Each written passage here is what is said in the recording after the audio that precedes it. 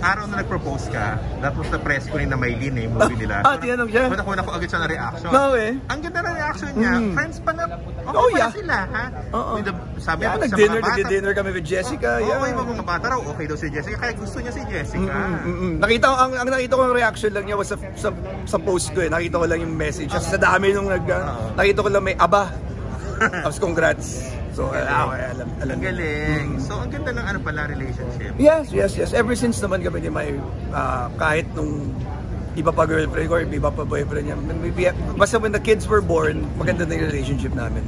Wala namang lamat, hindi naman kami nagkaroon ng samaan na loob ni Maylin after. Kasi Jessica nga raw, okay with the kids. Yes.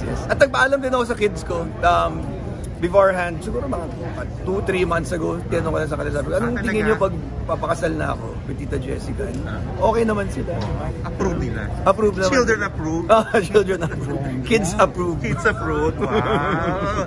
Ang masaya yung ganyan, no? Tapos, nagdi-date daw kayo? Nag-foursome ba kayo minsan? Siya naman with Jason? May isang beses na we went, yung sinundo ko sa bahay, na tapos nag-iaya sila ng dinner. So yun, a few years ago, pagpupunta ako sa bahay nila, pag wala sila, pag kailangan nila bakasyon, samahan ko yung mga bata sa bahay nila. So it's a very dynamic relationship among us. Kasi nag-uusap kami, tapos sinasama naman.